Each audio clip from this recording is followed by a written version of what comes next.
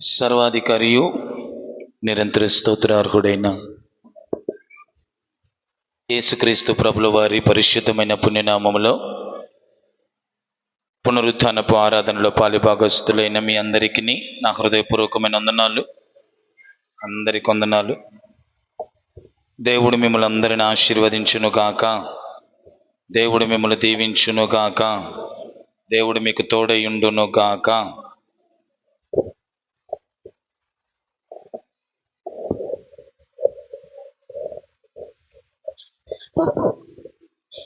మంచిదండి. కొద్ది నిమిషాలు మనము దేవుని మాటలు విందాం. క్లియర్ అయిపోతే కూర్చో.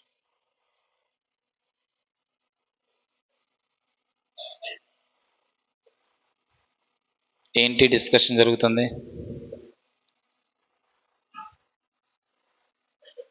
జాగ్రత్తగా కొన్ని మాటలు వినండి.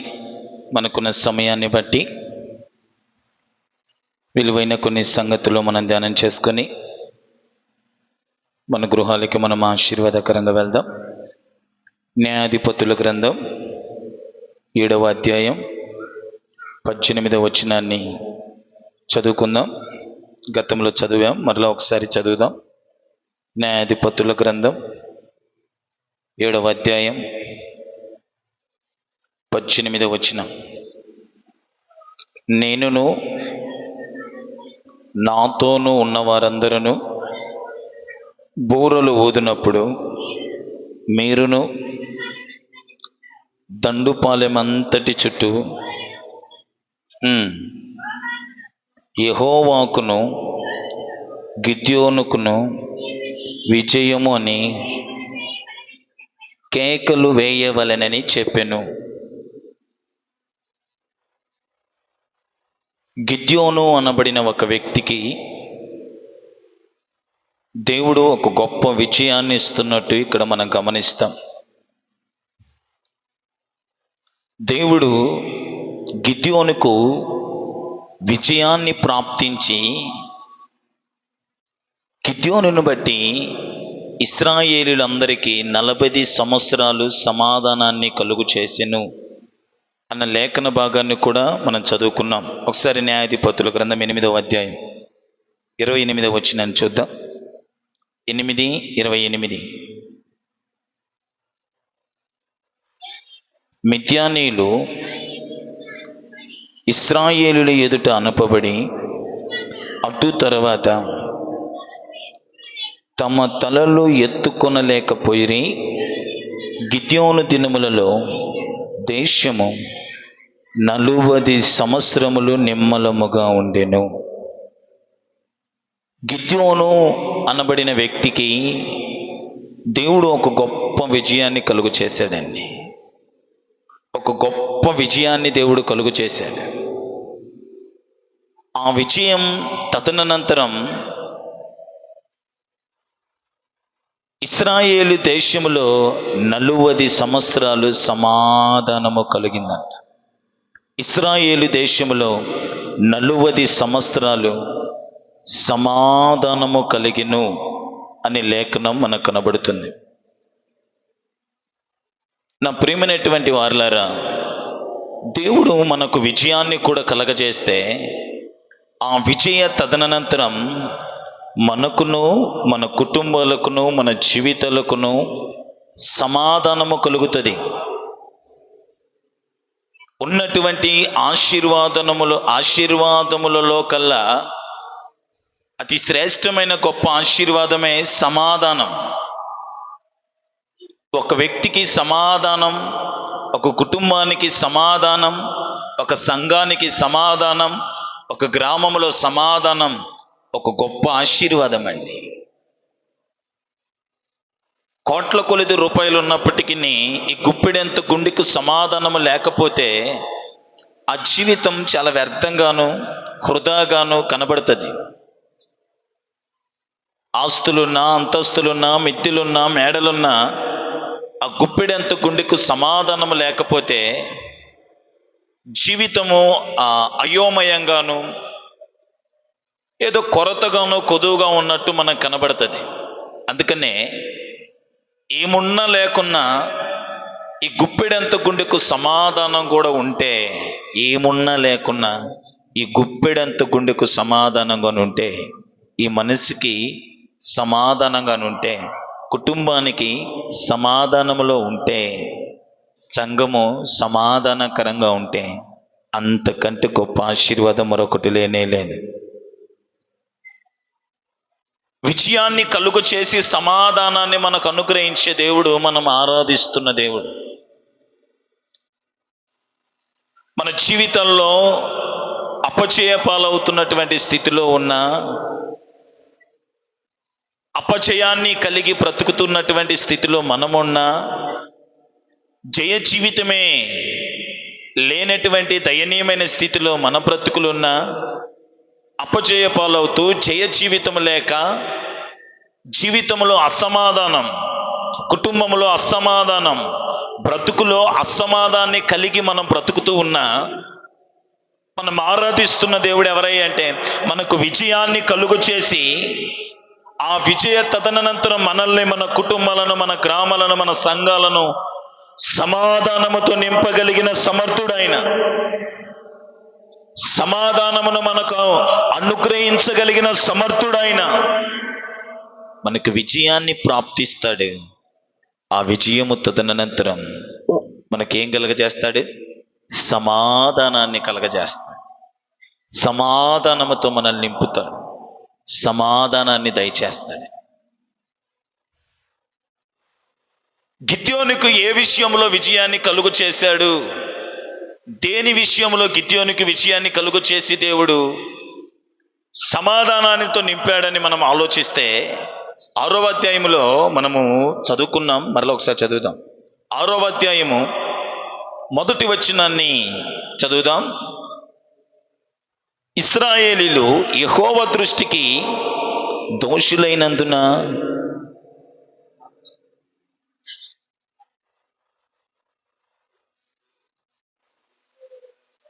మిద్యానీయుల చేయి ఇశ్రాయేలీయుల మీద హెచ్చాయెను. వారు మిద్యానీయుల ఎదుట నిలువలేక వాగులలో తమకు సిద్ధపరుచుకునిరి. మిద్యానీయులు అనబడిన వారు ఇశ్రాయేలు మీద దాడి చేసి ఇశ్రాయేలును తమ హస్తగతాలు, తమ ఆధీనంలో చేసుకుని ఇశ్రాయేలులు పండించే పంటలు కానీ, ఇశ్రాయేలుల దగ్గర ఉన్నటువంటి పశు సంపదను కానీ దోచుకెళ్ళిపోయేవారు, తీసుకెళ్ళిపోయేవారు. ఎవరి మిద్యానీయులు? మిద్యానీయులు ఎవరు? ఇంతకని మనం ఆలోచిస్తే ఆదికాండం 25వ అధ్యాయం 1వ వచనాన్ని చూడండి. ఆదికాండం 25:1. అబ్రహాము మరలా ఒక స్త్రీని వివాహం చేసుకొనెను. ఆమె పేరు కెతూరా. ఆమె అతనికి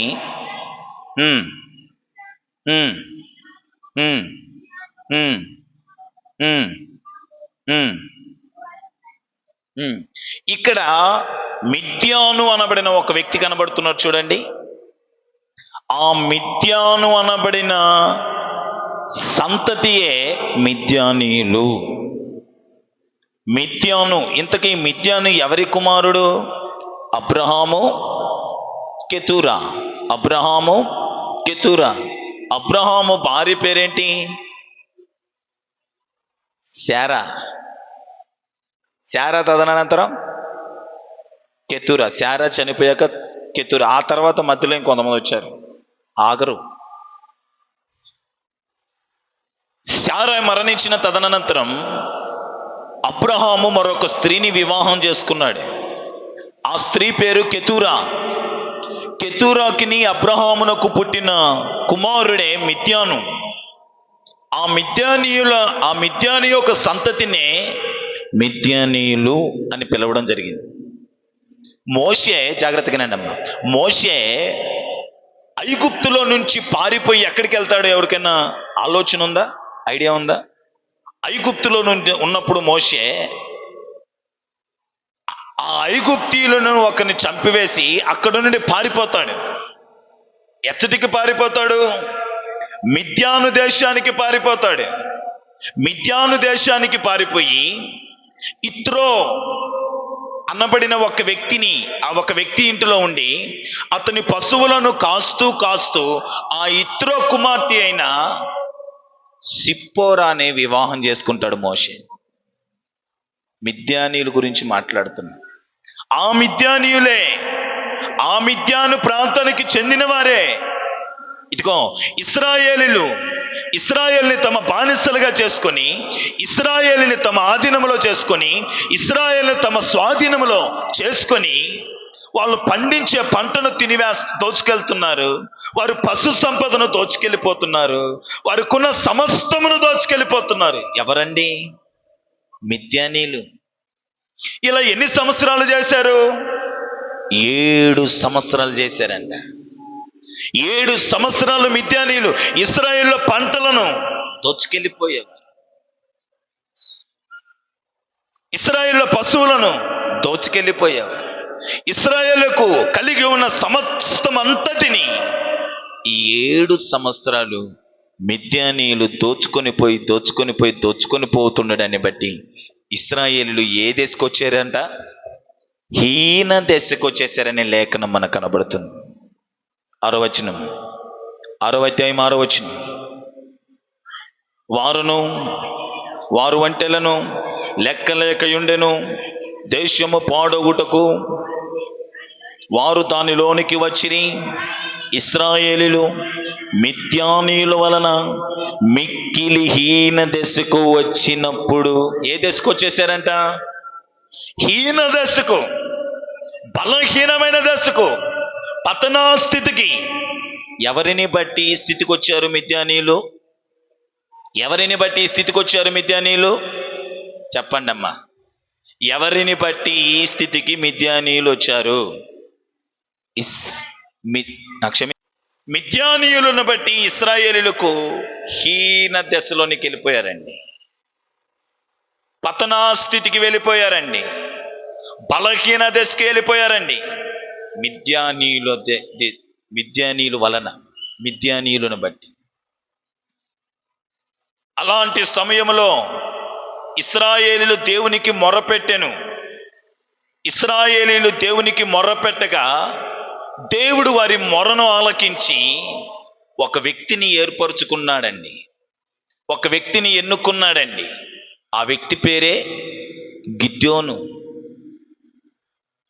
హీన దశకి ఎప్పుడైతే ఇశ్రాయేలీయులు పడిపోయారో, పతనా స్థితికి ఎప్పుడైతే ఇశ్రాయేలీయులు వచ్చేసారో, బలహీనమైన దశలోనికి ఎప్పుడైతే ఇశ్రాయేలీయులు వచ్చారో, ఒక వ్యక్తికి దేవునికి మొర్రపెట్టడం ప్రారంభించారు. చాలా మంది జీవితాలు కూడా ఇలాగే ఉంటాయండి. అన్నీ ఉన్నప్పుడు దేవుణ్ణి మడిచిపోతుంటాం, అన్నీ ఉన్నప్పుడు దేవుణ్ణి విడిచిపెడుతుంటాం, అన్నీ ఉన్నప్పుడు దేవుణ్ణి వదిలిపెడుతుంటాం. జీవితంలో కొన్ని దెబ్బలు తగలగా, కొంత నష్టము రాగా, కొన్ని ప్రమాదాలు ఎదురవగా, ఆ తర్వాత ఏం చేస్తాం? ప్రభువా మరల మమ్ములను క్షమించు, ప్రభువా మరల మమ్మలను ఆదుకొనుము, ప్రభువా మరల మమ్మల్ని నీ రెక్కల నీడకు దాచుకొనుము, ప్రభువా మరల మనము నీ హస్తము మాకు తోడుగా ఉంచుము. ఎల్లప్పుడు మనము దేవుడిని యందు అలా భక్తి, భయము, భక్తి, శ్రద్ధలతో అలా నడుస్తూ ఉంటే దేవుడు కూడా ఆ చల్లని చూపు మన మీద అలా ఉంచుతాడు. సమృద్ధి రాగానే దేవుణ్ణి మర్చిపోతాం. 4 రూపాయలు జోబులో ఉండగానే దేవుణ్ణి మర్చిపోతాం. కొన్ని సిరి సంపదలు సమకూర్చబడగానే దేవుణ్ణి మర్చిపోతాం.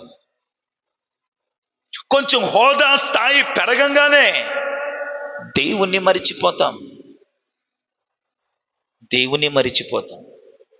దేవుడే మూరుకుండడుగా, ఆయనేమో ఊరికేముండడు. వెంటనే ఆయన పంపించాల్సిన కొన్ని హస్త్రాలను పంపిస్తాడు. బుద్ధి కలుగుటకు, దేవుని వైపు తిరుగుటకు, మరలా ప్రార్థన చేయుటకు, మరలా మీరు దేవునిని ఆరాధించేటట్టు ఆయన కొన్ని అస్త్రాలను వాడతాడండి, ఉపయోగిస్తాడండి. ఆ దెబ్బలు తగిలిన పిదప, ఆ గాయాలు తగిలిన పిదప, ఆ శ్రమలో కలిగిన పిదప ఇప్పుడు మనం ఏం చేస్తాం చెప్పండి? ప్రభువా, నీ కుమారుడిని కాదా, నీ బిడ్డను కాదా, నన్ను మరిచిపోతివా, నన్ను ఎడబాపితివా, నాకు దూరం ఎట్లయితివి అని పెద్ద పెద్ద పదాలను వివరిస్తాం. సేమ్ అట్లాగే ఇశ్రాయేలు ప్రజలు కూడా దేవుని మరిచారు, దేవుని విడిచారు, దేవునికి విరుద్ధంగా నడిచారు. అలాంటి సమయంలో దేవుడు మిద్యానీయులు చేతికి ఇశ్రాయేలును అప్పగించారు. 7 సంవత్సరాలు మిద్యానీయులు ఇశ్రాయేలుని చిత్రహింస పెట్టారు. తృప్తిగా తినలేని పరిస్థితి, ఏ మాంసం కూడా తినలేని పరిస్థితి. ఎందుకంటే వీళ్ళు ఏమి ఎత్తుకెళ్ళిపోతున్నారు? పశువులు ఎత్తుకెళ్ళిపోతున్నారు. వీళ్ళకి ఎక్కడుంది? ఇంకా ఏట మాంసం లేదు, గొడ్డు మాంసం లేదు, ఏ మాంసము లేదు. కారణం వీళ్ళు పశువులని వీళ్ళు దోచుకొని పోతున్నారు. కాస్త బిర్యానీ చేసుకుందాం అనుకుంటే ఏమీ లేవు. ఎందుకని? పండించుకుంటున్న పంటను ఎవరు వేసుకోబోతున్నారు? మిద్యానీయులు దోచుకోబోతున్నారు. ఇలాంటి దయనీయమైన, ఇలాంటి హీన దిశకు ఇశ్రాయేలు ప్రజలు వచ్చారండి. వచ్చిన తదనంతరం వాళ్ళు దేవునికి మొర్ర పెట్టగా ఒక వ్యక్తిని దేవుడు ఎన్నుకున్నాడు. అతని పేరే గిద్యోను. గిద్యోనును దేవుడు ఎన్నుకున్నాడు. గిద్యోనును దేవుడు ఏర్పరచుకున్నాడు. గిద్యోను దేవుడు నియమించుకున్నాడు. ఒకరోజు యెహోవా దూత గిద్యోను దగ్గరకు వచ్చి ఇలా మాట్లాడుతుంది. ఏమని మాట్లాడుతుంది? 11వ వచనం, 6:11.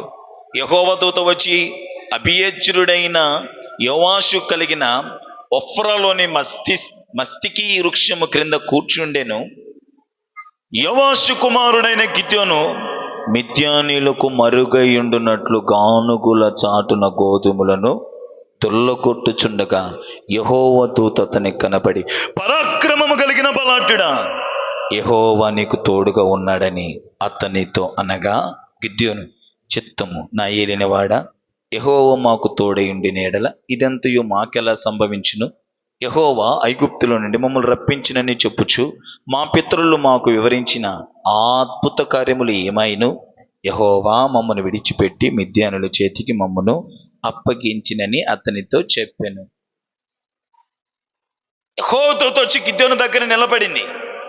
పరాక్రమం కలిగిన బలాఢ్యుడా, యెహోవా నీకు తోడుగా ఉన్నాడనగానే గిద్యోను అన్నాడు, చిత్తం ప్రభువా, యెహోవా మాకు తోడుంటే ఈ మిద్యానీయుల చేతిలో మా బతుకులేంది ఎట్ట దయనీయంగా మారే అంటున్నాడు. యెహోవా మాకు తోడుంటే ఈ మిద్యానీయుల చేతిలో మాకు ఈ బానిస బ్రతుకేంటి, ఈ శ్రమలేంటి, ఈ కష్టాలేంటి, ఈ బాధలేంటి, ఇవన్నీ మాకెందుకు కలగాలి? ఐగుప్తులో అద్భుతాలు చేసి మమ్మల్ని తీసుకొచ్చిన ఈ దేవుడు ఏమాయను, ఎట్టుపోయెను? అసలు దేవుడు వీళ్ళని విడిచిపెట్టడానికి గల కారణం, ఎందుకు విడిచిపెట్టాడు వీళ్ళని? ఎందుకు వీళ్ళని ఆ మిద్యానీయుల చేతికి దేవుడు అప్పగించాడు? చెప్పేయండి. వారిలో పాపం ఉండడాన్ని బట్టి. అదే కదా మనం 1వ అధ్యాయం 6వ అధ్యాయం 1వ వచనంలో చదువుకున్నాము. యెహోవా దృష్టికి వారు దోషులు అవ్వడాన్ని బట్టి దేవుడు వాళ్ళని ఎవరి చేతికి అప్పగించాడండి? మిద్యానీయుల చేతికి అప్పగించాడు. గిద్యోను అంటాడు, యెహోవా మాకు తోడై ఉంటే మాకిందుకు ఈ కష్టాలు, మాకిందుకు ఈ శ్రమలు, మాకిందుకు ఈ బాధలు, ఐగుప్తుల నుంచి తీసుకొచ్చిన యెహోవా మాకేమాయను? మరి దేవుడిని ఇన్ని ప్రశ్నలు అడుగుతున్న గిద్యోను ఇంత ఘోరాతి ఘోరమైన పాపం చేశాడన్న విషయాన్ని ఎరగట్లేదు. చూడండి, ఆలోచించండి. మా పాపాన్ని బట్టి మాకు ఈ స్థితి కలిగింది, మా అపవిత్రతను బట్టి మాకు ఈ స్థితి కలిగింది, మా దోషమును బట్టి మాకు ఈ స్థితి కలిగిందన్న పశ్చాత్తాపము లేక ఏమంటున్నాడు? యెహోవా ఏమాయను? యెహోవా ఏమాయను? అద్భుత కార్యములని ఏమాయను? యెహోవా విడిచిపెట్టి మిద్యానుల చేతికి మమ్మల్ని అప్పగించనని అతనితో చెప్పాను. గుర్తించలా. మేము దేవునికి దోషులమయ్యాం, మేము దేవునికి విరుద్ధంగా నడిచాం, మేము దేవునికి వ్యతిరేకంగా నడిచాం, మేము దేవునికి ఆయాసకరంగా నడిచాం. అందుకే దేవుడు మిద్యానీయుల చేతికి మమ్మల్ని అప్పగించాడన్న ఆలోచన దృక్పథం లేనివాడే దేవుడు ఏమాయను, దేవుడు మాకేం చేశాను, దేవుడు మాకేం పెట్టెను, దేవుడు ఎట్టుపోయెను, దేవుడు ఎక్కడికి వెళ్ళాను అన్న మాటలు మాట్లాడుతున్నాడు. చూడండి, పలుమార్లు మనం కూడా ఈ ఆలోచన దృక్పథంలోనే ఉంటాం కదండి. మనం తప్పు చేస్తుంటాం, మనం పొరపాటు చేస్తుంటాం, మనం దేవునికి విరుద్ధంగా నడుస్తుంటాం, మనం దేవునికి ఆయాసకరంగా ఉంటాం. మన క్రియలు, మన పనులు, మన ప్రవర్తన దేవునికి విరుద్ధంగా, దేవునికి ఆయాసకరంగా, దేవునికి వ్యతిరేకంగా ఉంటుంది. బట్ మన దేవుని ఏమడుగుతాం? దేవుడు ఏమాయను? నువ్వు చెప్తున్నవే అద్భుతాలు చేసే దేవుడు, ఆశ్చర్యకార్యాలు చేసేవాడు, సూచ్యక్రియలు చేసేవాడు, మహత్కార్యాలు చేసే దేవుడు మన దేవుడు అని పాస్టర్ గారు మీరు చెప్తున్నారే, ఆ దేవుడు అద్భుతాలు మాకు కనబడట్లేదే, ఆ దేవుడు ఆశ్చర్యకార్యాలు మాకు కనబడట్లేదులే. ఇంకెక్కడ దేవుడులే? దేవుడు ఎక్కడున్నాడులే? దేవుడుంటే నేనెందుకు ఎత్తుంటా? దేవుడుంటే నా గతి ఎందుకు వస్తుంది? దేవుడుంటే నా పరిస్థితి ఎందుకు వస్తుంది? ఇన్ని మాట్లాడతాం కానీ దేవునికి వ్యతిరేకంగా మేము పాపం చేస్తున్నాము, దేవునికి విరుద్ధంగా పాపం చేస్తున్నాము, దేవునికి ఆయాసకరంగా మేము పాపం చేస్తున్నామని గుర్తించాం. చాలా మంది నా దగ్గరకు వచ్చి చాలా మంది ఆ యేసు ప్రభు దేవుడు మాకేం చేశాలే, ఆ యేసు ప్రభు దేవుడు మాకేం ఉపకారం చేశాలే, ఆ యేసు ప్రభు దేవుడు మాకేం మేలు చేశాలే, ఆ దేవుడు నమ్ముకున్నందుకు నా బ్రతికిలా ఉందిలే, ఆ దేవుడు నమ్ముకున్నందుకు నా స్థితి దయనీయంగా వెళ్ళిందిలే అన్ని అంటారే గాని నువ్వు చేస్తున్న దుర్మార్గపు దుష్టత్వముతో కూడిన పనులు బయటికి రావాలి. నువ్వు చేస్తున్న దేవునికి వ్యతిరేకంగా, దేవునికి ఆయాసకరంగా నువ్వు జరిగిస్తున్న చెడుతనంని నువ్వు కప్పిపుచ్చేసి ఎవరి మీద వేస్తున్నావు నిందా?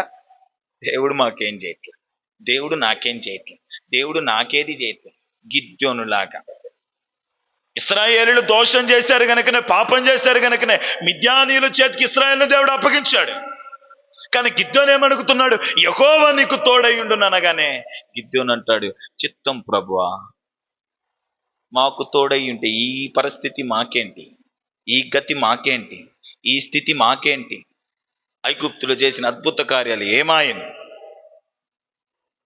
నా ప్రియమైనటువంటి వాళ్ళరా, మొదట అందుకే కదా ఎదుటోడి కంట్లో నలుసు చూసుకుంది, దూలంబును పెట్టుకొని మన కంట్లో దూలాన్ని పెట్టుకొని ఎదుటోడి కంట్లో నలుసుని ఎత్తుకుతుంటాం. మన పాపాన్ని మనం కప్పిపుచ్చి దేవుణ్ణి అంటా ఉంటాం, ఏమీ చేయలేదు, ఏది చేయలేదు, ఏది అవ్వలేదు, ఏది జరగలేదు. మన పాపాన్ని మనం కప్పిపుచ్చి దేవుణ్ణి అనడం సబవమా? గిద్యోనులాగా అలా మాట్లాడడం కరెక్ట్ కాదు. మొదట మనము దేవుని దృష్టికి సరిగ్గా ఉంటే దేవుడు మన జీవితంలో తన కార్యాలను జరిగించుకుంటూనే వస్తాడు. మహిమ ఘనత ప్రభావాలు దేవునికి చెల్లును గాక. విందాం. పరాక్రమం కలిగిన బలాఢ్యుడైన గిద్యోన్, మిద్యానీయులను నువ్వు విడిపించాలి, మిద్యానీయుల చేతుల నుంచి ఇశ్రాయేలులను విడిపించాలి, ఇశ్రాయేలును రక్షించాలి, రా లే అని మాట్లాడతాడండి. ఆ మాటలు మనకు చూద్దామా? అది కూడా చూద్దాం. 14వ వచనం. అంతటా యెహోవా అతని తట్టు తిరిగి, బలము తెచ్చుకుని వెళ్ళి మిద్యానీయుల చేతిలోని ఇశ్రాయేలును రక్షింపు, నిన్ను పంపిన వాడను నేనే అని చెప్పాను. మిద్యానీయులు చేతిలో నలిగిపోతున్న ఇశ్రాయేళ్ల స్థితిగతిని చూచాను, వాళ్ళ బాధను చూచాను, వాళ్ళ హీనదశను చూచాను. వాళ్ళు నాకు మొరపెట్టారు. పరాక్రమం కలిగిన బలాఢ్యుడైన గిద్యోన్, లే, మిద్యానీయుల చేతిలో నుండి ఇశ్రాయేల్ని రక్షింపు, మిద్యానీయుల చేతిలో నుండి ఇశ్రాయేల్ని రక్షింపము, నా హస్తము నీకు తోడుగా ఉన్నది. యెహోవా హస్తము, యెహోవా నీకు తోడుగా ఉన్నాడు కనుక బలము తెచ్చుకొని లేచి మిద్యానీయుల చేతిలో నుండి ఇశ్రాయేలును రక్షింపమంటే గిద్యోను అంటాడు, ఏమంటాడు చూడండి 15. చిత్తమున ఏలినవాడా, దేని సహాయము చేత నేను ఇశ్రాయేలును రక్షింపగలను? నా కుటుంబము మనుష్య గోత్రములోనే ఎన్నిక లేనిది, నా పితరుల కుటుంబంలో నేను కనిష్ఠుడునై ఉన్నాను. యెహోవా నీకు తోడుగా ఉన్నాడు. గిద్యోను, లే, మిద్యానీయుల చేతిలో నుండి ఇశ్రాయేలు ప్రజలను రక్షించు అంటే గిద్యోను అంటాడు, అయ్యా, నా ఇశ్రాయేలు గోత్రాల్లోనే నా గోత్రము కనిష్టమైన గోత్రం. చదవండి అమ్మా, చదవండి. నా కుటుంబం మనుష్య గోత్రంలో ఎన్నిక లేనిది, నా పితరుల కుటుంబంలో నేను కనిష్ఠుడను.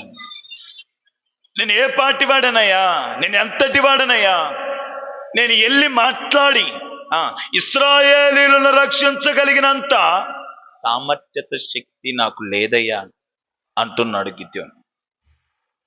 యెహోవా నీకు తోడుగా ఉన్నాడు, బలము తెచ్చుకొని వెళ్ళి మిద్యానీయుల చేతిలో నుండి ఇశ్రాయేలు రక్షించుము అంటే, నా కుటుంబము ఎన్నిక లేనిది, నేను కనిష్ఠుడను అంటే గిద్యోను ఇక్కడ భయపడుతున్నట్టు మనకు కనబడుతుంది. గిద్యోను భయపడుతున్నాడు.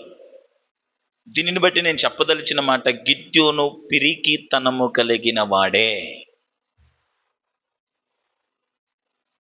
పిరికితనము కలిగి ఉన్నవాడే గిద్యోను. దానికి మరికొన్ని రెఫరెన్స్లు కూడా ఇస్తాను చూడండి. 6వ అధ్యాయము 27వ వచనాన్ని కూడా చూడండి.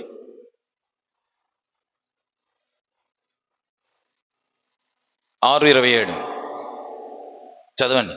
కాబట్టి గిద్యోను తన పనివారిలో 10 మందిని తీసుకొచ్చి యెహోవా తనతో చెప్పినట్లు చేసెను. అతడు తన పితరుల కుటుంబమునకును ఆ ఊరికిని భయపడినందున, చాలు, భయపడినందున పగులు చేయలేక రాత్రి చేశాడంట. పోయి బలిపీఠాలన్నీ తీసి పడవేయి అంటే గ్రామస్తులకు కుటుంబానికి భయపడిపోయి పగులు చేయలేక రాత్రి చేశాడంట. దాని గురించి మళ్ళీ మాట్లాడు. భయస్థుడు, ఒక పిరికివాడు. ఇదిగో మనకు కనపడుతున్నటువంటి గిద్యోనండి. 6:15 కూడా చూడండి. మనం ఇందాక చదువుకున్నాం కదా, చాలండి, చదివేశాం. ఒక భయస్థుడు, ఒక పిరికితనం కలిగి ఉన్నవాడు గిద్యోను. ఇశ్రాయేల్ని రక్షించమని, మిద్యానీయుల చేతిలో నుండి ఇశ్రాయేల్ని రక్షించమని, మిద్యానీయుల చేతిలో నుండి ఇశ్రాయేల్ని విడిపించమని ఒక పిరికివాడైన, ఒక భయస్థుడైన గిద్యోనును దేవుడు ఎన్నుకుంటున్నటువంటి పరిస్థితి. పిరికివాడైన, బలహీనుడైన, భయస్థుడైన గిద్యోనును దేవుడు ఎన్నుకుంటున్నాడు, కోరుకుంటున్నాడు. ఎందుకు? మిద్యానీయుల చేతిలో నుండి ఇశ్రాయేలును రక్షించడానికి, మిద్యానీయుల చేతిలో నుండి ఇశ్రాయేలును విడిపించడానికి. ఇతను పిరికివాడు, భయస్థుడు అనడానికి అతడు ఏ చెట్టు క్రింద కూర్చొని గోధుమలు తొల్లగొట్టుకుంటున్నాడు? మస్తిక అనబడిన వృక్షము చాటున మిద్యానీయులకు మరుగై భయస్థుడు అనడానికి, బలహీనుడు అనడానికి, పిరికివాడు అనడానికి మరొక లక్షణం తనలో. గానుగుల చాటున దాంకొని గోధుమలను తొల్లగొట్టుకుంటున్నాడు. అలాంటి వాడి దగ్గరకు వచ్చి దేవుడు అంటాడు, పరాక్రమము కలిగిన బలాఢ్యుడా. గత వారంలో నేను చెప్పాను కదా, పరాక్రమము కలిగిన బలాఢ్యుడా. పిరికి వాణి దగ్గరకు వచ్చి దేవుడు అంటున్న మాట, పరాక్రమం కలిగిన బలాఢ్యుడా, యెహోవా నీకు తోడై ఉన్నాడు. నేను గతంలో చెప్పాను, మళ్ళా చెప్తున్నా. యెహోవా నీకు తోడై ఉంటే నువ్వు ఎంతటి పిరికివాడివైనా నువ్వు పరాక్రమం కలిగిన బలాఢ్యుడివే. యెహోవా నీకు తోడై ఉంటే, దేవుడు నీకు తోడై ఉంటే, దేవుడు హస్తం నీకు తోడుగా ఉంటే, నువ్వు ఎంతటి పిరికివాడవైనా, నువ్వు ఎంతటి బలహీనుడివైనా, నువ్వు ఎంతటి భయస్థుడివైనా నువ్వు పరాక్రమము కలిగిన బలాఢ్యుడివే. దేవుని హస్తము నీకు తోడుగా ఉండాలి. దేవుడు నీకు తోడుగా ఉంటే నువ్వు ఎంతటి పిరికివాడివైనా సరే, నువ్వు ఒంటరి వాడివైనా సరే, నీ ముందున్నది ఎంత పెద్ద బలం కలిగిన వారైనా సరే, ఎంత శక్తి కలిగిన వారైనా సరే, నువ్వు ఒంటరి వాడై ఉండొచ్చు, నువ్వు ఎన్నిక లేని వాడై ఉండొచ్చు, నువ్వు పిరికి వాడై ఉండొచ్చు, నువ్వు బలహీనుడు అయి ఉండొచ్చు. యెహోవా హస్తము నీకు తోడుంటే నువ్వు పరాక్రమము కలిగిన బలాఢ్యుడు. గొల్యాతు ఎంత పెద్దోడండి, దావీదు ఎంత, గొల్యాతు ఎంత. యెహోవా హస్తము యెహోవా దావీదుకు తోడుండడాన్ని బట్టి గొల్యాతు కంటే దావీదు, చెప్పేయండి, పరాక్రమము కలిగిన బలాఢ్యుడు. గొల్యాతు చాలా ఎత్తుగా ఉన్నాడు. ఇశ్రాయేలు అందరూ కూడా అతన్ని జయించడానికి ధైర్యం లేదు. కానీ దావీదు ఒక ఎన్నిక లేనివాడు, ఒక బలహీనుడు అలా వెళ్ళి నిలబడిన దావీదు, యెహోవా అతనికి తోడుగా ఉన్నాడు కనుక, గొల్యాతు కంటే పరాక్రమం కలిగిన బలాఢ్యుడు ఎవరు? దావీదు. మరలా ఇంకొక మాట కూడా చెప్పాను, మోషే. ఫరో గొప్ప సైన్యం, ఆ ఫరో గొప్ప సైన్యము కంటే, ఫరో చక్రవర్తి కంటే, ఫరో రాజు కంటే పరాక్రమము కలిగిన బలాఢ్యుడు ఎవరు? మోషే. మోషే పిరికివాడండి. నేను వెళ్ళి నిలబడలేను, నేను వెళ్ళి మాట్లాడలేను, నా వల్ల కాదంటాడు మోషే. నిర్గమకాండం, నా వల్ల కాదు, నేను ఎంతటి వాడను వాళ్ళు ఎదుటి నిలబడ్డానికంటాడు మోషే. యెహోవా నీకు తోడుగా ఉంటే నీ ముందున్న ఎంతటి పెద్దటి బలమైన ఆ బలమంతటి కంటే నువ్వే పరాక్రమము కలిగిన బలాఢ్యుడివే. దేవునికి మహిమ కలుగునుగాక, దేవునికే మహిమ కలుగునుగాక. నా ప్రియమైనటువంటి వారులారా, ఈరోజు నేను ఒంటరి వాడిని, ఒక్కడిని, నేను భయస్తుని, నేను పిరికివాడిని, నేను ఏం చేయలేని వాడిని, నేను ఎలా చేయలేను, ఏది చేయలేనని అలాంటి స్థితిలో నువ్వు కృంగిపోతూ బలహీనపడుతూ ఉన్నావేమో. యెహోవా నీకు తోడుగా ఉన్నాడు. యెహోవా తోడుగా ఉంటే నువ్వు పరాక్రమము కలిగిన బలాఢ్యుడివి. ఈ మనుషులు ఉండినా ఉండకపోయినా యెహోవా నీకు తోడుగా ఉంటే నువ్వు పరాక్రమము కలిగిన బలాఢ్యుడివే. నీ ఎదుటున్న మనిషి ఎంత గొప్పోడైనా, ఎంత పెద్దోడైనా, ఎంత సమూహాన్ని కలిగి ఉన్నవాడైనా, ఎంత మందిని కలిగి ఉన్నవాడైనా, ఎంత బలము కలిగిన వాడైనప్పటికీ నువ్వు ఒక్కడివే, ఒంటరివాడివే, బలహీనుడివే, అజ్ఞానివే, పిరికివాడివై ఉండొచ్చు. బట్ నీకు దేవుడు తోడుగా ఉంటే ఆ ముందున్న సమూహం అంతటి కంటేను నువ్వే పరాక్రమము కలిగిన బలాఢ్యుడు. నువ్వే పరాక్రమము కలిగిన బలాఢ్యుడు. అందుకనే గిద్యోను దేవుడు అంటున్నాడు, పరాక్రమము కలిగిన బలాఢ్యుడా, వెళ్ళు, లేచి మిద్యానీయుల చేతిలో నుండి ఇశ్రాయేలును రక్షింపము అనగా గిద్యోను వెళ్ళాడండి. మిద్యానీయుల చేతిలో నుండి ఇశ్రాయేలు ప్రజలను రక్షించడానికి గిద్యోను వెళ్ళాడు. ఎన్ని వేల మందిని తీసుకెళ్ళాడు గిద్యోను? 22,000 మందిని తీసుకెళ్ళిపోయాడండి.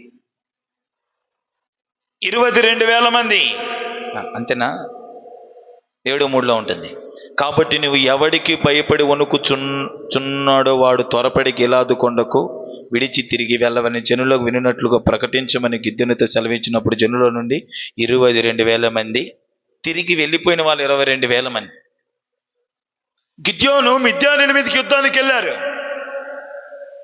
గిద్యోనుతో దేవుడు అన్నాడు, గిద్యోను, మిద్యానీయులతో యుద్ధం చేయడానికి వీళ్ళు ఎక్కువ, వీళ్ళు నాకు చాలా ఎక్కువ. అంటే వాళ్ళు తక్కువ కాదు, వాళ్ళు గత వారంలో కూడా చెప్పించాను కదండి. ఆ 7వ అధ్యాయం 12వ వచనం, మిద్యానీయులు అమాలేకులు తూర్పు వరుణ లెక్కకు మిడతల వలె మైదానములో పరుండిరి. మిద్యానీయులు అమాలేకులు ఇద్దరు కలిపి ఎంతమంది ఉన్నారంట? తూర్పు వరుణ లెక్కకు మిడతల వలె మైదానంలో పరుండిరి.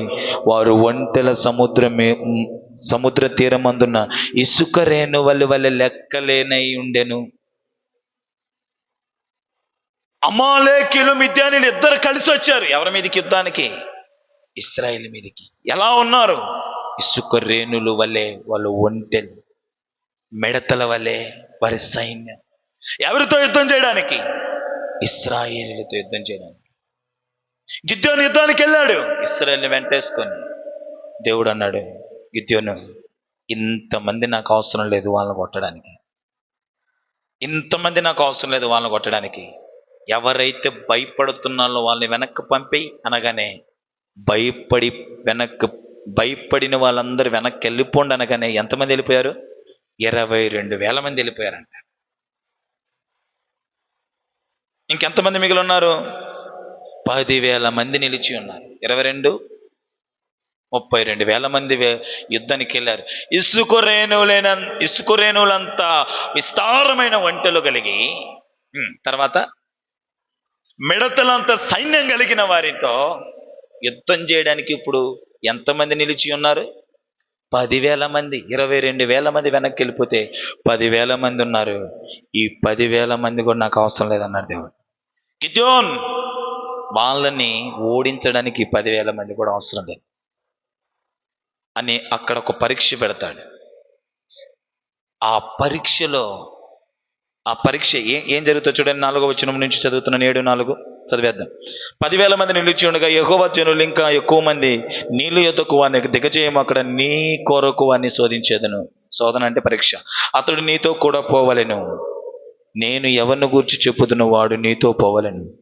ఇతడు నీతో పోకూడదని ఎవరిని గూర్చి నీతో చెప్పుదును వాడు పోకూడదని గిద్యోనుతో సెలవిచ్చెను. అతడు నీళ్ల యొద్దకు ఆ జనములో దిగిచేసినప్పుడు యెహోవా కుక్క గతుకుతున్నట్లు తన నాలుకతో నీళ్లను గ్రతికిన ప్రతివానిని త్రాగుటకు మోకలుని కృంగిన ప్రతివానిని వేరుగా ఉంచమని గిద్యోనుతో సెలవిచ్చెను. చేతితో నీటికి అందించుకొని గతికిన వారి లెక్క 300 మంది. మిగిలిన జనులందరూ నీళ్లు త్రాగుటకు మోకాళ్ళను కృంగిని. ఇలా 2 డివైడ్ చేశాడు దేవుడు. 2 భాగాలుగా డివైడ్ చేసి ఆ 300 మందిని ఏర్పరచుకొని ఎన్నుకొని ఈ 300 మందితో మిద్యానీయుల మీదకి యుద్ధానికి వెళ్తాడండి గిద్యోన్.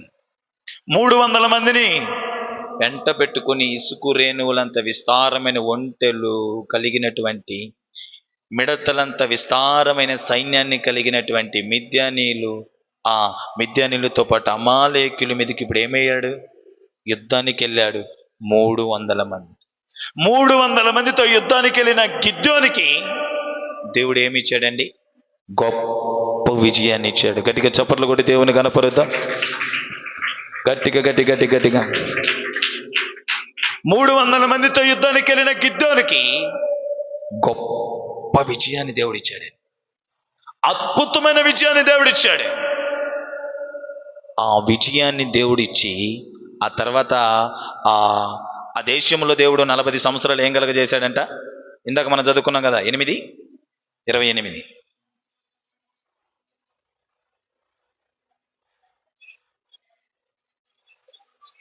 చాలండి. ఎప్పుడైతే దేవుడు మిద్యానీయులు 8:27 కూడా చూడండి అక్క.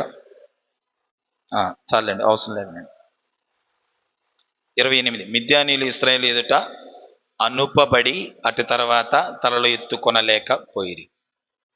గిద్యోనుకు మిద్యానీయుల మీద అమాలేక్యుల మీద ఏమిచ్చాడండి దేవుడు? విజయాన్ని ఇచ్చాడండి. గిద్యోనుకి గొప్ప విజయాన్ని దేవుడు అమాలేకుల మీద మిద్యానీయుల మీద గొప్ప విజయాన్ని ఎంతమందితో ఇచ్చాడు? యెహోవా తోడుంటే చెప్పండి, చిన్న మందైన పరాక్రమము కలిగిన బలాఢ్యులే. యెహోవా తోడున్నాడు కనుక 300 మందితో ఇసుకు రేణువులంత మంది, లేకుంటే మిడతలంత విస్తారమైన సైన్యాన్ని తుత్తినీయులుగా ఓడించి తరిమి కొట్టారండి. తరిమి కొట్టి విజయాన్ని పొందుకుంటారు. విజయాన్ని దేవుడు ఇశ్రాయేలు ప్రజలకిచ్చి 40 సంవత్సరాలు సమాధానమును కలుగు చేసెను అన్న లేఖనాన్ని మనం చూసాం. నా ప్రియమైనటువంటి వార్లారా, మనం మొదట్లో మూలవాక్యాన్ని చదువుకున్నాం. 7:18 విజయము కలిగెను. దేవుడు గిద్యోనుకు విజయాన్ని కలగజేసి 40 సంవత్సరాలు నెమ్మదిని అనుగ్రహించాడు. గిద్యోనుకు విజయాన్ని కలగజేసి 40 సంవత్సరాలు నెమ్మదిని అనుగ్రహించిన దేవుడు ఒంటరిగా ఉండొచ్చు, పిరికివారై ఉండొచ్చు, పోరాడలేం అనుకుని ఉన్నవారై ఉండొచ్చు, సాధించలేం అనుకొని బ్రతుకుతున్న వారై ఉండొచ్చు, ఈ జీవిత యాత్రను ముందుకు కొనసాగించుకోలేం అని బ్రతుకుతూ ఉండవాడినై ఉండొచ్చు. ఇన్ని కష్టాలు, ఇన్ని అప్పులు, ఇన్ని శ్రమలు, ఇన్ని బాధలు, ఇన్ని ఉపద్రవాలు, నేను పోరాడలేను, నాకు శక్తి సరిపోదు, నాకు బలము సరిపోదు, నాకు సామర్థ్యత సరిపోదు అనే ఆలోచన కలిగిన వారైనా కూడా ఇక్కడ ఉండొచ్చు. నిశ్చయముగా నా దేవుడు మీకు విజయాన్ని కలుగు చేసి మీకు నెమ్మదిని సమకూర్చుతాడు. విజయాన్ని కలుగచేసి మీకు నెమ్మదిని దయచేస్తాడు.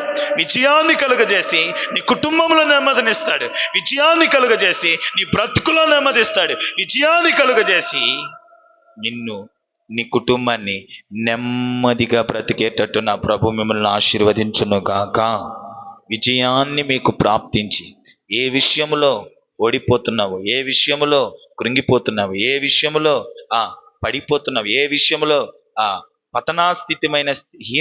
పతనాస్థితిలో నీవుంటే నిశ్చయముగా నా ప్రభు నీకు విజయాన్ని కలుగు చేయునుగాక. ఆ విజయాన్ని బట్టి వచ్చే సమాధానము నీవు నీ కుటుంబము అనుభవించుదురుగాక. జాగ్రత్త గమనించండి. నేను ఒక 20 నిమిషాలు త్వరగా కొన్ని మాటలు చెప్పి క్లోజ్ చేస్తాను. దేవుడు గిద్యోనికి విజయాన్ని ఇచ్చి, ఆ విజయాన్ని బట్టి వచ్చే సమాధానం, నెమ్మదిని ఇశ్రాయేలీయులకు అనుగ్రహించడానికి గల కారణాలుంటే చెప్తాను. గిద్యోనికి దేవుడు విజయాన్ని ఇచ్చాడు. ఆ విజయంనిచ్చి ఆ తర్వాత సమాధానాన్ని వాళ్ళ దేశంలో కలగజేశాడు. ఈరోజు ఈ మాటలు వింటున్న మీరు జయ జీవితాన్ని మీరు పొందుకొని, దేవుని వలన జయ జీవితాన్ని మీరు పొందుకొని, దేవుని ద్వారా విజయాన్ని మీరు పొందుకొని, మీ కుటుంబాలు సమాధానంగా నెమ్మదిగా బ్రతకాలి అంటే మనమేం చేయాలి? పశు సంపదల విషయంలో విజయం, పంట పొలాల విషయంలో విజయం, చదువులలో విజయం, పనులలో విజయం, ప్రతి విషయంలో నువ్వు విజయాన్ని సాధించి నీవును నీ కుటుంబమును సమాధానంగా బ్రతకాలంటే ఇదిగో గిద్యోను జీవితం మన ముందుంది. మనం కూడా అలా కూడా నడిస్తే నమ్మండి ప్రియులారా, దేవుడు మీకు విజయాన్ని చేకూర్చి మిమ్మల్ని నెమ్మదిగా ఉంచుతాడు. మీరు నెమ్మదిగా బ్రతికేటట్టు ప్రభు సహాయం చేస్తారు. చూద్దాం. న్యాయాధిపతుల గ్రంథం 6వ అధ్యాయం 18, 21, 18 నుంచి 21. న్యాయాధిపతుల గ్రంథం 6వ అధ్యాయం. త్వరగా కొన్ని మాటలు సమయానుకూలంగా. 6:18 నుంచి చదవండి.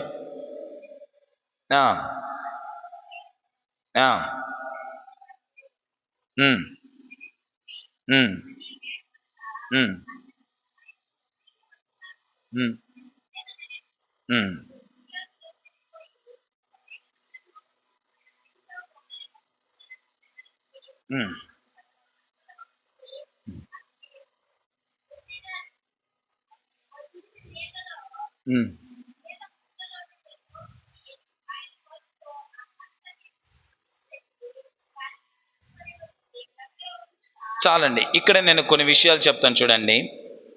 ఈ న్యాయాధిపతుల గ్రంథం 6:18-21 చదివారు కదండి. 16 నుంచి 21 వరకు కూడా చదువుకుంటే గిద్యోను కొన్ని సూచనలు అడుగుతాడు దేవుణ్ణి. నువ్వు మాకు తోడుగా ఉన్నావని, యెహోవా మాకు తోడుగా ఉన్నాడని, నాతో మాట్లాడిన యెహోవా దూత అన్నట్టుగా నాకు సూచనలు ఇమ్మని అడుగుతాడు. మనకు మొదటి సూచన కనబడుతుంది ఎక్కడ? 16 నుంచి 21 వరకు గిద్యోను ఒక సూచన అడిగితే దేవుడు ఆ సూచనను జరిగిస్తాడు. రెండో సూచన కూడా మనకు కనబడుతుంది 37వ అధ్యాయం.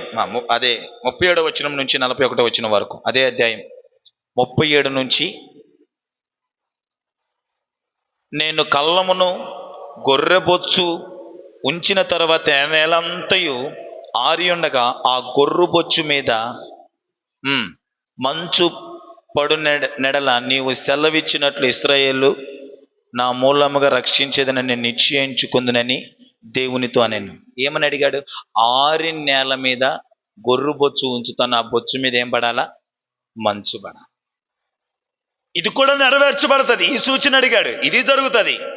మునుపు ఒక సూచన అడిగాడు, ఆ సూచన కూడా నెరవేర్చబడుతుందండి. ఆ సూచన ఏంటి? మనం ఇందా చదువుకున్నాం కదా 18 నుంచి 18, 6వ అధ్యాయం 18 నుంచి మనం చదివాం కదా. ఏంటది? మేక పిల్లను తుమ్మిడి పిండితో పొంగని భక్ష్యంను సిద్ధపరిచి ఆ మాంస గంపలో ఉంచి అది వండిని నీళ్లను కుండలో పోసి ఆయన కొరకు మస్తికి వృక్షము గ్రంథాన్ని దానిని తీసుకుని వచ్చి దగ్గరగా ఉంచగా దేవుని దూత మాంసమును పొంగని భక్ష్యములు పట్టుకుని రాతి మీద పెట్టి నీళ్లు పోయమని అతనితో చెప్పాను. అతడు అలాగూ చేయగా యెహోవా దూత తన చేతునున్న కర్రను చాపి దాన్ని కొనతో ఆ మాంసమును ఆ పొంగని భక్ష్యములు ముట్టినప్పుడు అగ్ని ఆ రాతి నుండి వెడలి ఆ మాంసమును పొంగని భక్ష్యములను కాల్చివేసి, అగ్ని వచ్చి ఆ మాంసమును కాల్చివేసిందట, ఆ పొంగని రొట్టెను కాల్చివేసింది. ఈ సూచనలను బట్టి యెహోవా నాకు తోడుగా ఉన్నాడు, ఇశ్రాయేలును రక్షించడానికి దేవుడు నన్ను ఏర్పరచుకున్నాడు అని గిద్యోను నిర్ధారణలోకి వచ్చాడు. గిద్యోను దేవుని ఏమడిగాడు? మళ్ళా సూచనలు అడిగాడు. నువ్వు ఈ మిద్యానీయులను రక్షించమంటున్నావు, కరెక్టే. మిద్యానీయులను రక్షించడానికి నువ్వు నాతో వచ్చి మాట్లాడుతున్నావు, కరెక్టే. నువ్వు వచ్చి మాట్లాడింది యెహోవా దూత అయితే, యెహోవా మాకు తోడున్నాడంటే ఇదిగో నాకు ఈ సూచనలి అని అడిగాడు. గిద్యోను కోరుకున్నట్టే దేవుడు నేను యెహోవా తోడుగా ఉన్నాడని వచ్చి మాట్లాడింది యెహోవా దూతని కొన్ని సూచనలని ఆ గిద్యోను ఎదుట చేశాడండి. కొన్ని సూచనలు చేసి, ఇక్కడ నేను చెప్పదలిచిన మాట ఏంటంటే, గిద్యోను యెహోవాను ఏం కోరాడు? సూచనలను కోరాడు. ఏం కోరాడండి? సూచనలు. యెహోవా మాకు తోడుగా ఉన్నాడనుటకు సూచన, మాట్లాడింది యెహోవాతోతే అనుటకు సూచన, మిద్యానీయుల చేతిలో నుంచి రక్షించడానికి సూచన. నేనే మిద్యానీయుల చేతిలో నుండి ఇశ్రాయేలును రక్షించాలనగా మనకు సూచన అంటే సూచనలు అడిగాడు. దేవుడు ఏం చేశాడు?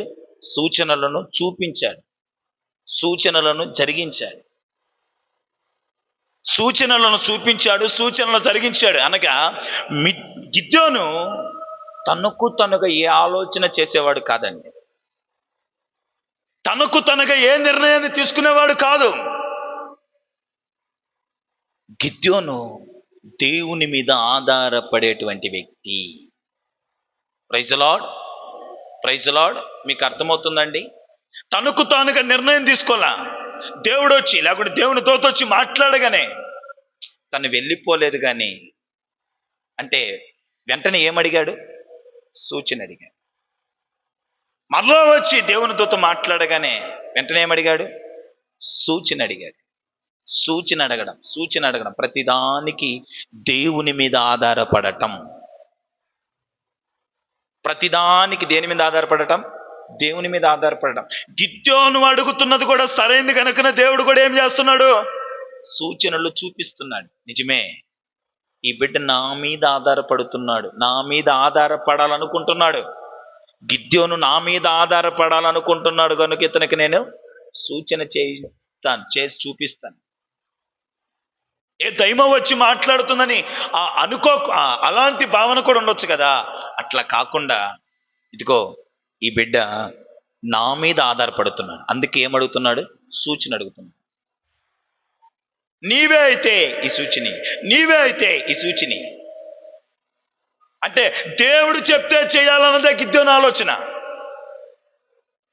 దేవుడి మీద ఆధారపడి చేయాలన్నదే గిద్యోను ఆలోచన. దెయ్యం కూడా అప్పుడప్పుడు కొన్ని ఆలోచనలు ఇస్తుంది కదా. దెయ్యం కూడా అప్పుడు వచ్చి మాట్లాడుతుంది కదా. అప్పుడప్పుడు అంటున్నారు కదా, ఈ మేకదారు వచ్చి నాకు అడ్డం పడింది, పాము దారు వచ్చి నాకు అడ్డం, కుక్కదారు వచ్చి నాకు అడ్డం పడింది. కొంతమంది ప్రజలు కూడా దేవుని దయ్యపు ఆత్మ చేత నింపబడి మాట్లాడుతుంటారు కదా. దయ్యపు ఆత్మ చేత నింపబడి మాట్లాడేటప్పుడు మనకు దేవుని ఆత్మ చేత నింపబడి మాట్లాడేటప్పుడు కన్ఫ్యూజ్ అయిపోతాం. దేవుడి మీదనే ఆధారపడి నడవాలనుకునేవాడైతే ఏం కోరుకుంటాడు చెప్పండి? ఇప్పుడు సూచన కోరుకుంటాడు. గిద్యోను అదే, దేవుని మీద ఆధారపడి నడవాలనుకున్నవాడు కనుక ఏం కోరాడండి? సూచన కోరాడు. నా ప్రియమైనటువంటి వాళ్ళారా, మనం విజయ పదములో మన జీవితం సాగాలంటే, విజయాన్ని మనము చూడాలంటే, విజయాన్ని చూచి తద్వారా మనము మన కుటుంబాలు సమాధానంగా బ్రతకాలంటే దేవుని మీదనే మనం ఆధారపడిన వాళ్ళం అవ్వాలి. దేవుని మీద ఎవరైతే ఆధారపడతారో అట్టి వారి ఎడల దేవుడు విజయాలను కలగజేస్తాడు. విజయాలు కలగజేసి వారిని, వారి కుటుంబాలను సమాధానముతో నింపుతాడు. యెషయా గ్రంథం 31వ అధ్యాయం 1వ వచనం, త్వరగా కొన్ని మాటలు. ఈరోజు అయిపోవాలి ఇది, అందుకనే నా ప్రయాసం. యెషయా గ్రంథం 31:1 చాలా చిన్న సందేశం. యెషయా గ్రంథం 31:1. ఆ ఆ ఆ సహాయము నిమిత్తం ఐగుప్తునకు వెలుచు గుర్రములను ఆధారం చేసుకొని వారి రథముల విస్తారములనియు రౌతులు ఆ బలాఢ్యులనియు వారిని ఆశ్రయించు వారికి శ్రమ. ఏమంటున్నాడు? ఇశ్రాయేలు పరిశుద్ధ దేవుని లక్ష్య పెట్టక, యెహోవా యొద్ద విచారించక సహాయము నిమిత్తం ఐగుప్తుకు వెలుచు గుర్రములను ఆధారము చేసుకుని రథములు విస్తారమైన రౌతుల బలాఢ్యులను వారికి ఆశ్రయించిన వారికి శ్రమ. ఇశ్రాయేలు ప్రజలంట యెహోవా యొద్ద విచారణ, యెహోవా మీద ఆధారపడకుండా దేని మీద ఆధారపడుతున్నారంట? వినండి అమ్మా, ముగిస్తున్నాను వినండి, ఇక్కడి నుంచి మీకు అర్థమవుతుంది వినండి. యెహోవా మీద ఆధారపడకుండా దేని మీద ఆధారపడుతున్నారంట? ఐగుప్తు మీద ఆధారపడుతున్నారు. ఐగుప్తులో ఉన్న రథముల మీద ఆధారపడుతున్నారు. ఐగుప్తులో ఉన్న రౌతుల మీద ఆధారపడుతున్నారు. యెహోవా మీద ఆధారపడట్లా. దేని మీద ఆధారపడుతున్నాడు?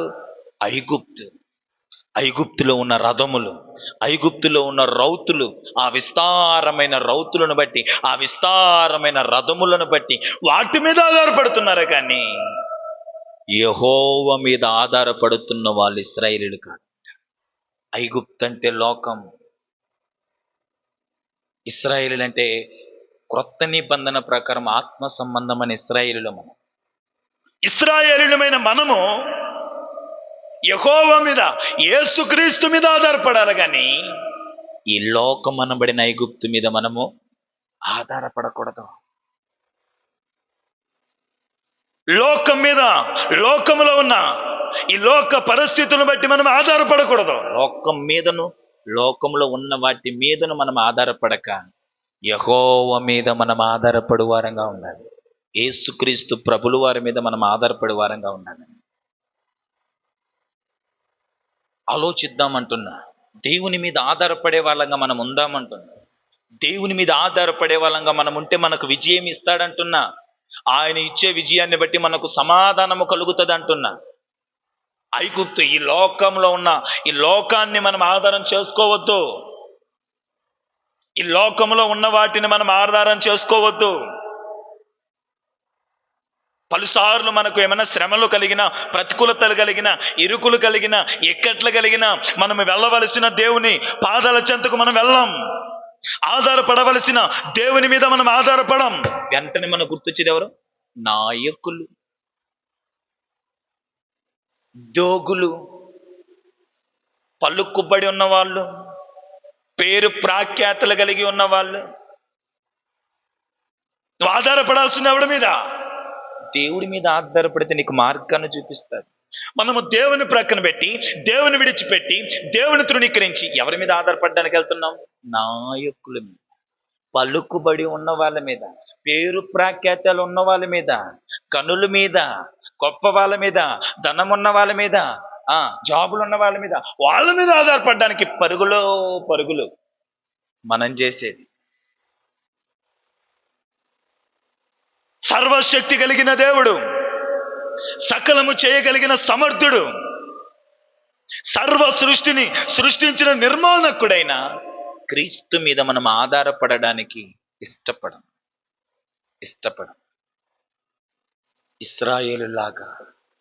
ఇశ్రాయేలులు ఐగుప్తు మీద ఆధారపడినట్టు, ఐగుప్తులో ఉన్న రౌతుల మీద అంట, ఐగుప్తులో ఉన్న గుర్రాల మీద అంట. వీళ్ళకి ఆధారం దేని మీద?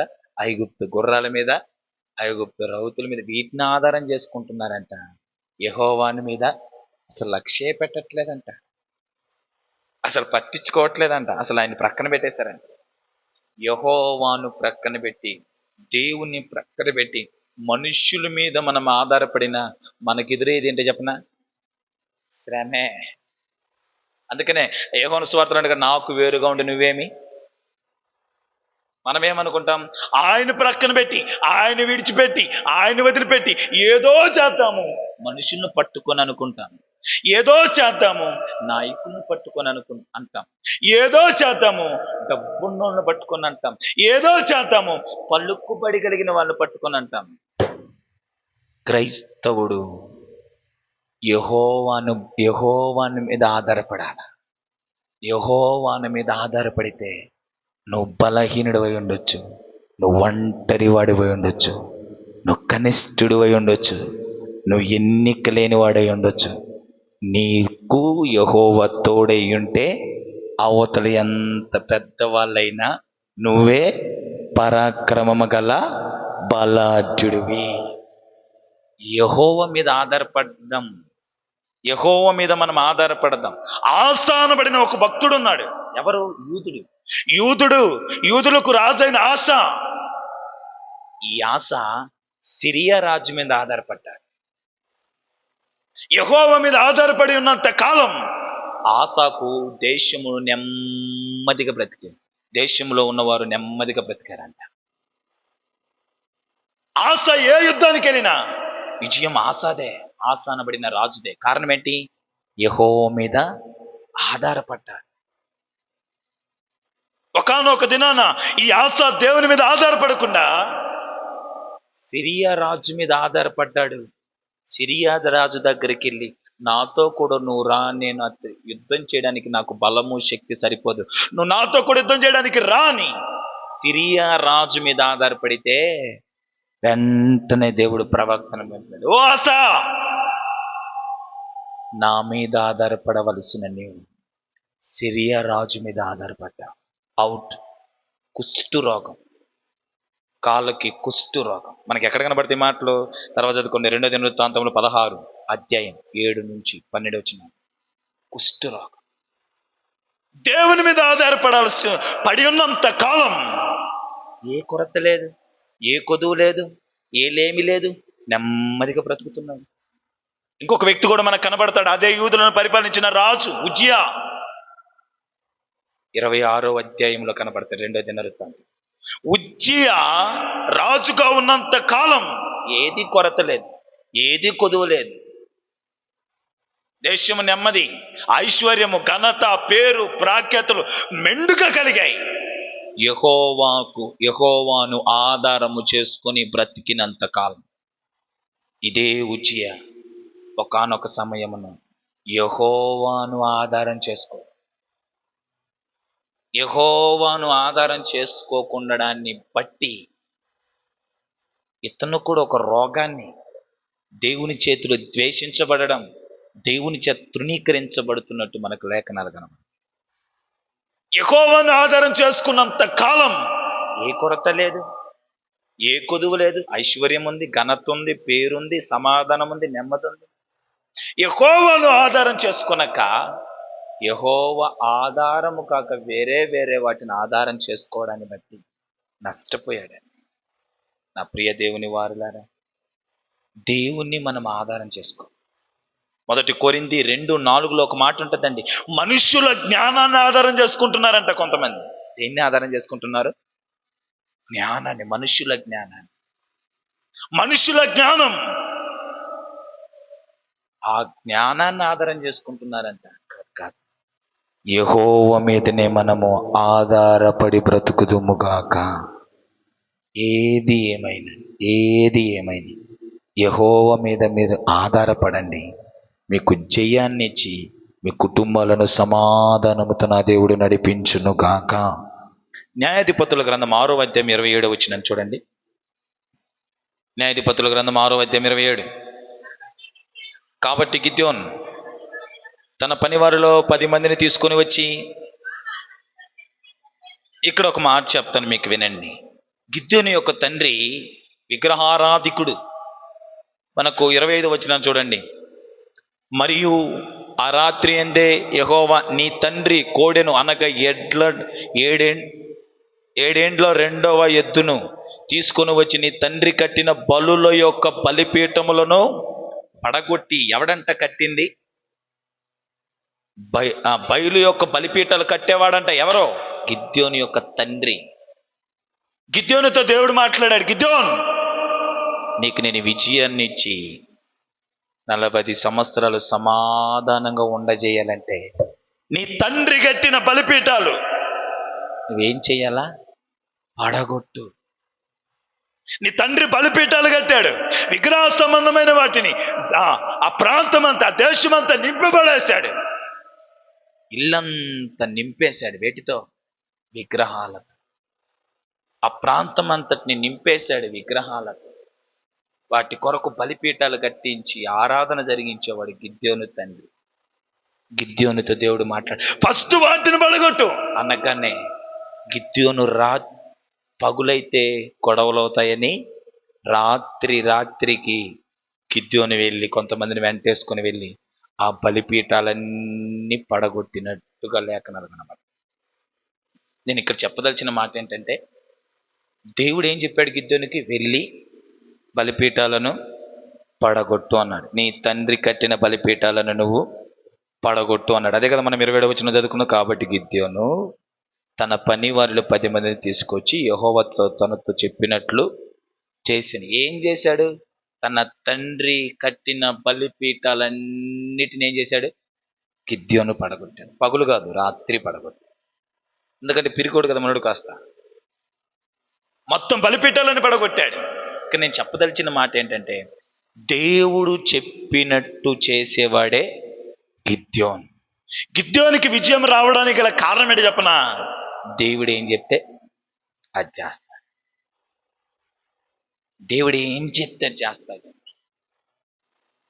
కాస్త పిరికివాడైనా పోను పోను పోను పోను పరాక్రమం కలిగిన బలాఢ్యుడిగా మారిపోయాడు, ధైర్యవస్తుడిగా మారిపోయాడు.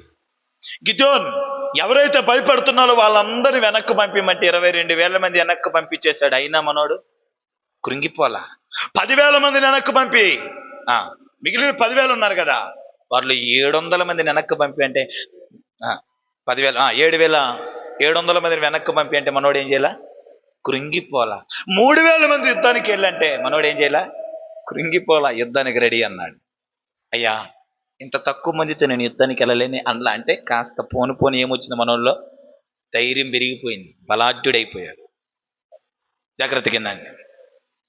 తన తండ్రి కట్టించిన బలిపీఠాలను కూల్చిపడేశాడు. అనక తండ్రి దేవుడు ఏది చెప్తున్నాడో అది చేసేవాడు. అయ్యా, నా కన్న తండ్రి, నా ప్రియ తండ్రి, నేను విడవలేని తండ్రి, నేను ఎడపడలేని తండ్రి, ఇది నేను చెయ్యలేను అనలా.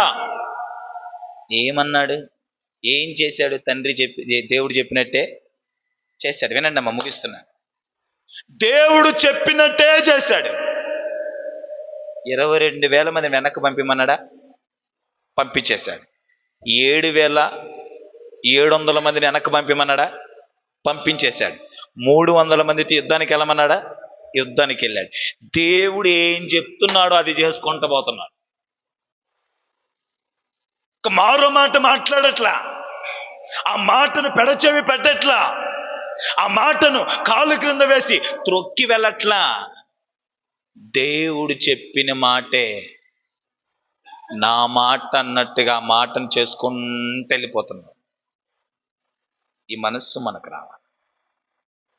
ఒకరోజు సౌలును కూడా దేవుడు చెప్పాడు, అమాలేకులందరినీ లేపేశారంటే మనోడు బలమైనవి, గట్టివి, శక్తి కలిగిన 4 ఎడ్లను ఇలాంటి వెనకేసుకొచ్చుకున్నాడంటే ఎందుకు?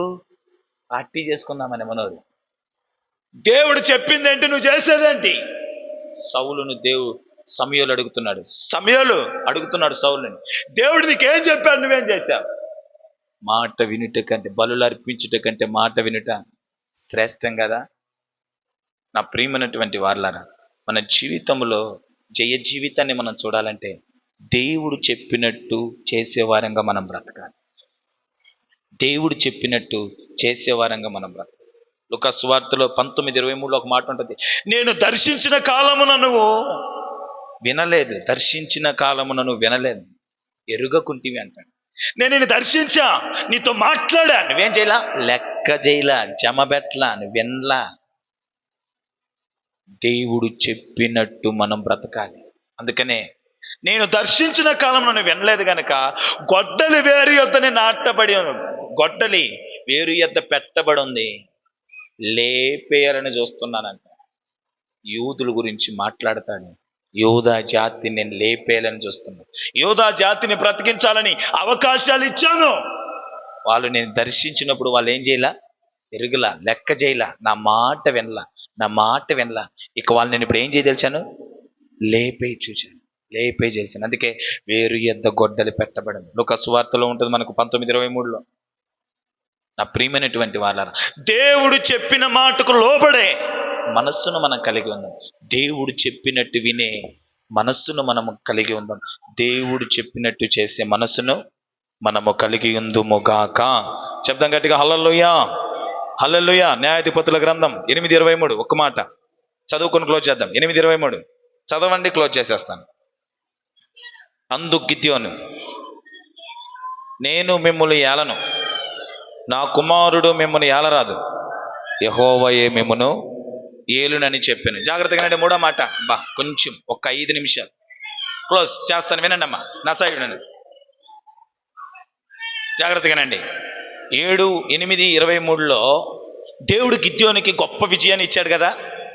దేవుడు గిద్యోనికి మిద్యానీయుల మీద గొప్ప విజయాన్ని ఇచ్చాడు. మిద్యానీయుల మీద దేవుడు గిద్యోని గొప్ప విజయాన్ని ఇస్తే ఇశ్రాయేలు ప్రజలంతా పోగేసుకొని గిద్యోని దగ్గరకు వచ్చి, గిద్యోను, నువ్వు మమ్మల్ని మిద్యానీయుల చేతుల నుంచి రక్షించావు కదా, నీవు నీ కుమారుడే మమ్మల్ని ఏలాలి.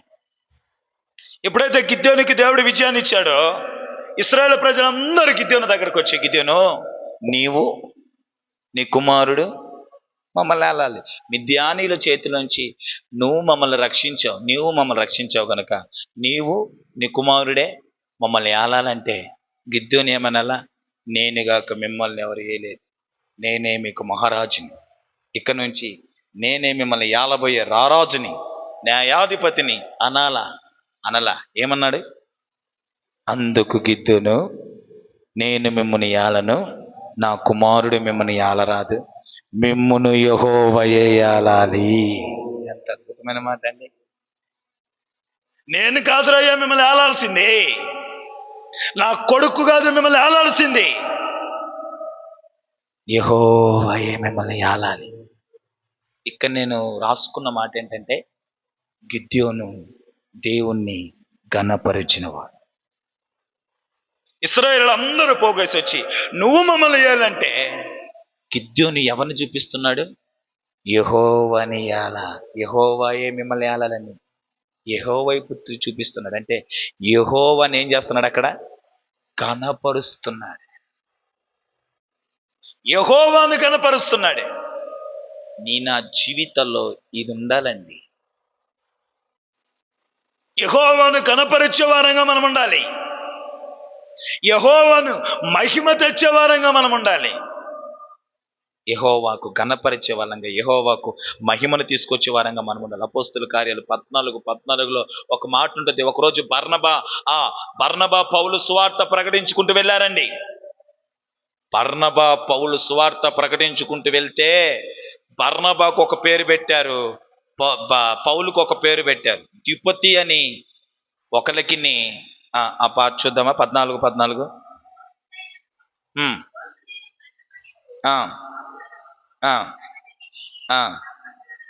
ఆ పైన మాట చదవండి అక్క. 13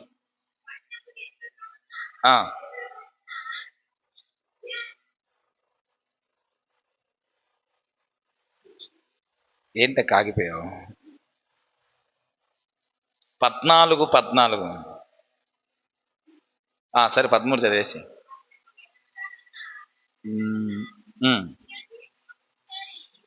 ద్యుపతి యొక్క పూజారి ఎడ్లను పూదండలను ద్వారముల వద్దకు తీసుకొచ్చి సమూహంతో కలిసి బలి అర్పింపవలెను.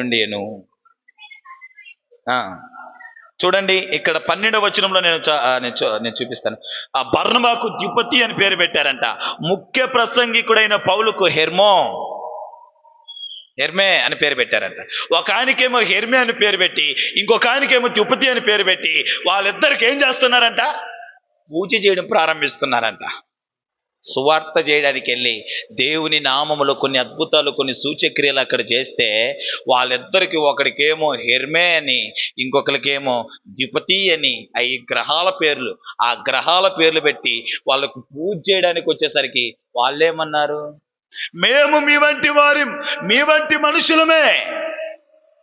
వాళ్ళ ఎదుట వాళ్ళేం చెప్పారంట, వస్త్రములు చించుకొని సమూహంలోనికి చొరబడి అయ్యలారా మీరెందుకు ఇలాగ చేయుచున్నారు, మేము కూడా మీ వంటి స్వభావం గల నరులమే. మీరు ఈ వ్యర్థమైన వాటిని విడిచిపెట్టి ఆకాశమును భూమి సముద్రంలో వాటి నుండి సమస్తమును సృజించిన జీవం గల దేవుని వైపు. ఎవరిని చూపిస్తున్నారు వీళ్ళు? దేవుణ్ణి. ఎవరిని ఆరాధించడానికి వచ్చారు వాళ్ళు? అద్భుతాలు చూసి సూచక్రియలు చూసి మహత్కార్యాలు చూసి ఈయన ఒక హెర్మే అని ఆయన ఒక ద్విపతి అని వాళ్ళకు పూజ చేయడానికి వచ్చారు. వాళ్ళేం చేస్తున్నారు, ఒరే పిచ్చోళ్ళారా మేము మీ వంటి స్వభావం గలవాళ్ళమే. ఆకాశమును భూమిని సమస్తమును సృష్టించిన యెహోవాను మీరు ఆరాధించండి, యెహోవాను మీరు కనపరచండి. అంటే ఇక్కడ వాళ్ళు ఎవరికి ఘనతను తీసుకొస్తున్నారు? దేవునికి ఘనత తీసుకొస్తున్నారు.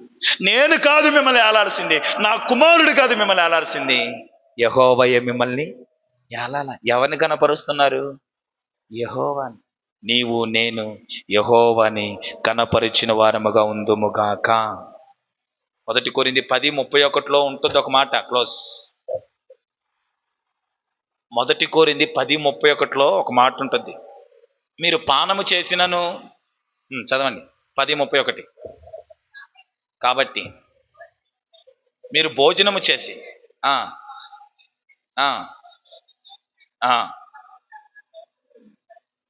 ఏం చేయాలంట? మీరు భోజనం చేసినను పానము చేసినను ఏమి చేసినా దేవునికి మహిమ కలిగేటట్టే చేయుడి. దేవునికి ఘనత వచ్చేటట్టే, గణపరచబడేటట్టే చేయండి. మీరు ఏం చేస్తారు? పానం చేసిన, భోజనం చేసిన, తిన్నా, తిరుగుతున్నా, పని చేస్తున్నా, నడుస్తున్నా, ఊళ్ళో ఉన్నా, జాబులో ఉన్నా, పనులలో ఎక్కడున్నా మిమ్మల్ని బట్టి ఎవరికి ఘనత రావాలి? అది యెహోవాను ఘనపరిచే వారంగా మనం బ్రతుకుదుముగాక. మన జీవితాల్లో మన బ్రతుకుల ద్వారా మనం ఎక్కడున్నా, ఏ చోటున్నా, ఏ ప్రాంతంలో ఉన్నా, ఏ జాబుల్లో ఉన్నా మనము దేవునిని ఘనపరిచే వారంగానే ఉండాలి, దేవునికి ఘనతను తీసుకొచ్చే వారంగానే ఉండాలి. 3 మాటలు చెప్పాను. విజయాన్ని పొంది సమాధానం కలిగి బ్రతకడానికి గల కారణాలేంటి? నెంబర్ 1 చెప్పేయండి.